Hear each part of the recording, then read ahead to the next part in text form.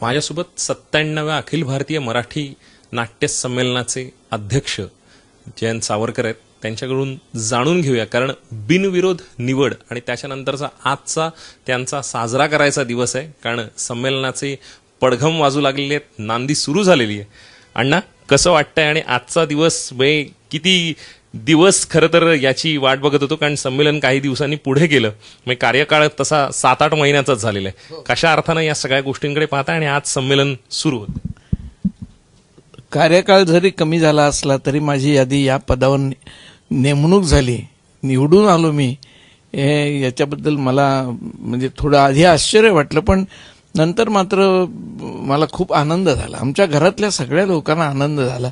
एक तर मुळात माझी कधी अवश्य अपेक्षा नव्हती, मुळात हे ध्येयही नव्हतं की आपण संमेलनाचा अध्यक्ष वगैरे, कारण डोक्यात असे विचार 45 वर्ष संमेलन मी पाहतो आहे हजर राहून स्वतः. इतके विद्वान आणि मोठे मोठे विचारवंत या खुर्चीवर बसून गेलेले आहेत, तेव्हा मी तिथे कधी जाईन हे माझ्या डोक्यातही नाही. अनपेक्षितपणे मला हा लाभ झाला, पण त्याचं कारणही एकच आहे की मी सातत्यानं रंगभूमीवर आल्यानंतर दुसऱ्या कुठल्याच गोष्टीचा विचार केलेला नाही.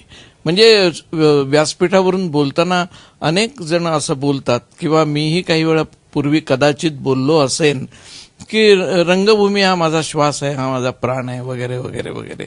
पण ही सगळी वाक्य मला निवडून आल्यानंतर सगळी आठवली आणि हे आता आपल्याला बोलावं लागणार असंही मनात आलं. तर हे बोलणं कितपत योग्य आहे, आपण हे खरं बोलतो आहोत, हे मनापासून आहे का, या असे अनेक विचार डोक्यात यायला लागले आणि वाटायला लागलं क्षणभर असं सामान्य नट होतो ना तो फार सुखी होतो.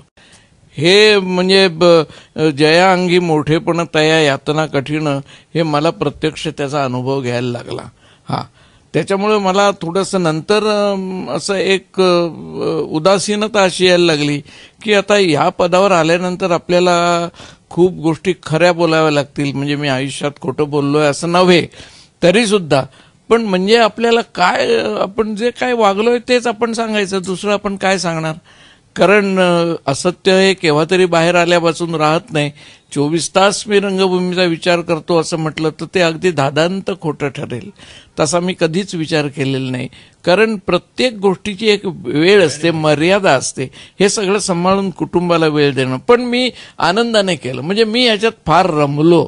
म्हणजे एखादा कबड्डी प्लेअर जसा होतो, तो खेळताना त्याला जो आनंद होतो तो इतर वेळेला गप्पा मारताना होईलच असं नाही. तसं मला मानधन किती मिळणार आहे, नाटकात आपल्याला भूमिका केवढी आहे वगैरे या गोष्टीचा मी फार विचार नाही केला कधी.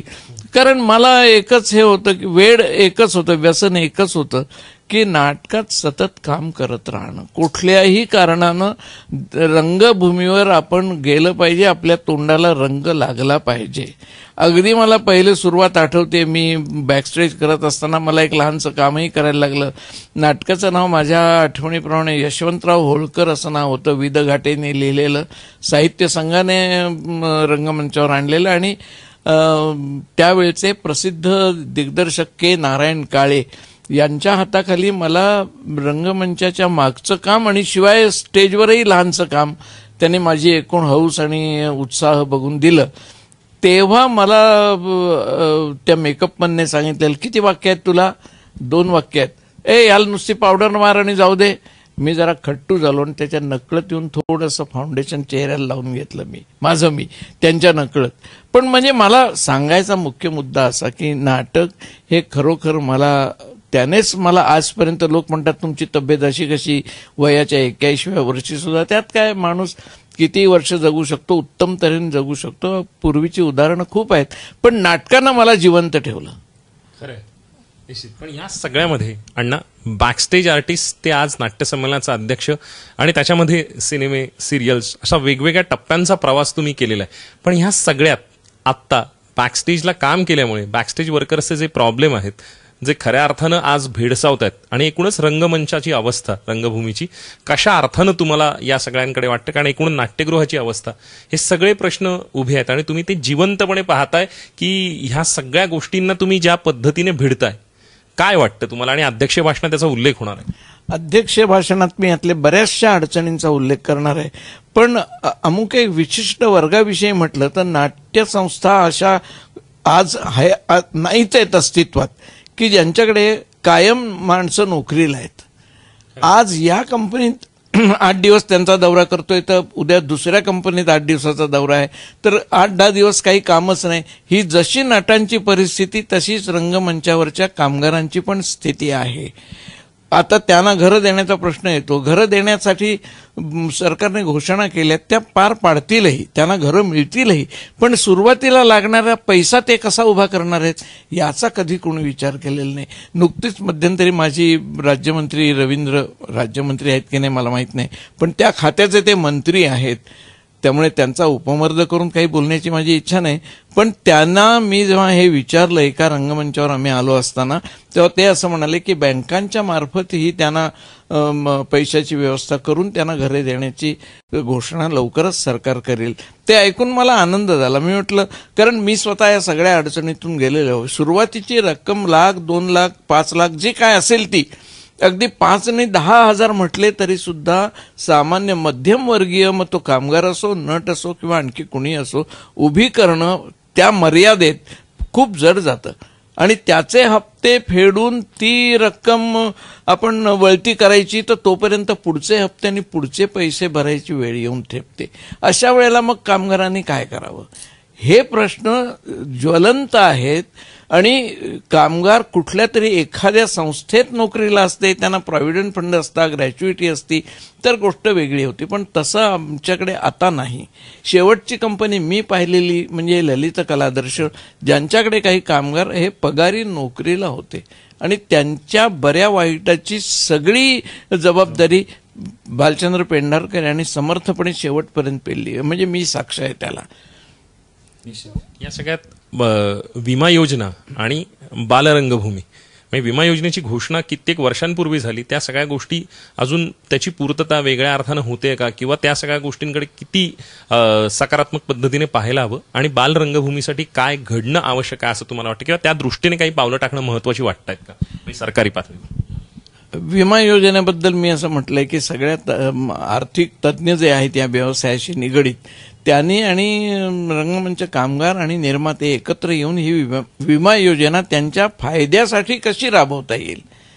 कुठल्या तरी एखाद्या एजंटला त्याचं काम मिळतंय म्हणून त्याचं कमिशन मिळणं वगैरे हा प्रश्न जितका महत्वाचा त्यांच्या दृष्टिकोनातून असतो, तसा रंगमंच कामगारांच्या आणि विमाधारकांच्या बद्दल तो प्रश्न त्यांच्या मनात उभा राहायला हवा की याला अडचणीला कशी मदत मिळेल विमा कंपनीकडून, त्याला कसं संरक्षण मिळेल, याचा विचार प्रामुख्याने व्हायला हवा. आणि त्या पद्धतीनं मग त्यांच्या बाबतीतली विमा योजना लागू करायला हवी. कारण आता मेडिक्लेमचं मी तुम्हाला उदाहरण सांगतो. मेडिक्लेमचा असा नियम आहे, तुम्हाला जर इस्पितळात दाखल केलं तरच तुम्हाला त्यांचा फायदा मिळतो. आता तुम्हाला रोजच्या रोज डॉक्टर काही वेळेला औषधं सांगतात, ती इतकी महागडी असतात, 300-300 रुपयाचं एक 10 गोळ्यांचं पाकिट असतं. आता हे पाकिट 300 रुपयाचं घ्यायचं, ते टॉनिक घ्यायचं, पुन्हा दुसरं आणायचं, याच्यावर मेडिक्लेममध्ये उपाय नाही. आणि कामगाराला, बॅकस्टेज वर्करला ते कशा अर्थानं परवडेल या सगळ्या गोष्टी. त्यामुळे जोपर्यंत हा प्रश्न सुटत नाही तोपर्यंत त्यांना या गोष्टी परवडणं शक्य नाही. बरं, हे करताना एखादा इन्शुरन्सचा एजंट सुद्धा विचारतो, तुमचं वार्षिक उत्पन्न किती आहे, मग तुम्ही इतक्या हजाराचाच विमा उतरा, म्हणजे तुम्हाला हप्ता बिनधास्त भरता येईल. हा विचारच कामगारांच्या बाबतीत होत नाही, किंवा नटांच्या बाबतीत सुद्धा. कारण कुठल्याही नटाला 30च्या 30 दिवस काम आहे असं कधी घडलेलं नाही. अलीकडे आता अनेक चॅनल्स, दूरदर्शन वगैरे सुरू झाल्यापासून नटांना सुबत्ता येते आले असं मी म्हणणार नाही. कारण 100 नटातल्या जर 10% लोकांना सुबत्ता आली असेल तर ती सुबत्ता आली असं म्हणता येणार नाही. ज्या वेळेला 80-85% लोक सुबत्तेत असतील तर म्हणता येईल की बघा 10-15% लोक आज नाही उद्या येतील या व्यवसायात, त्यांनाही या सगळ्या गोष्टींचा फायदा मिळेल. तर इतक्या साकल्यानं या सगळ्या गोष्टींचा विचार करायचा म्हणजे आमच्या नाट्य परिषदेचे अध्यक्ष कार्याध्यक्ष यांना किती काम असेल याचा कुणी विचार करत नाही. आता नुकताच मला एका कलावंत मित्राचा फोन आला, नाट्य परिषदेच्या कारभारावर टीका कर, सडकून टीका कर.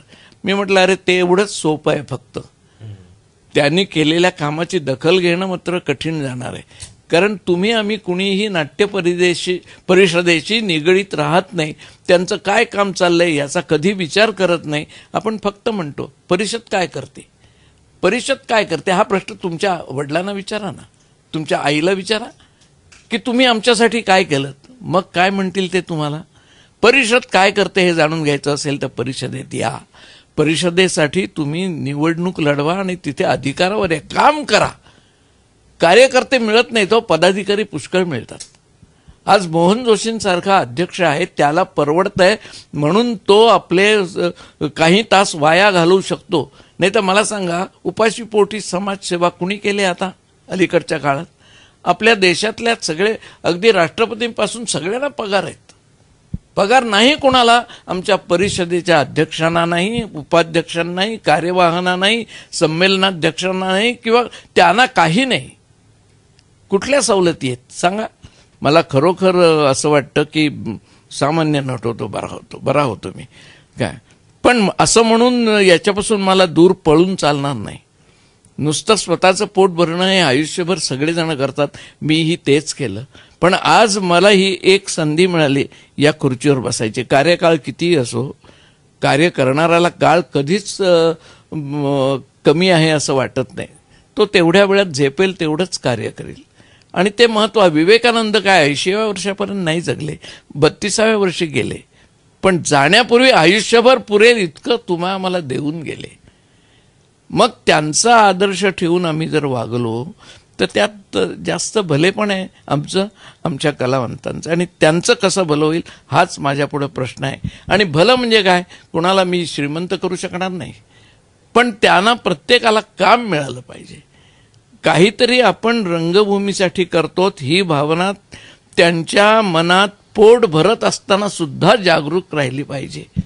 ती जर राहिली नाही तर आपण रंगभूमीवर मी 60 वर्ष काम केलं, पोट भरलं, बायका मुलांना पोचलं, मुलांची शिक्षणं लग्न केली, त्यात कृतार्थ मानलं, स्वतःला धन्यता मानली. याच्या पलीकडे काय केलं मी, हा प्रश्न मला फार सतावतो हल्ली.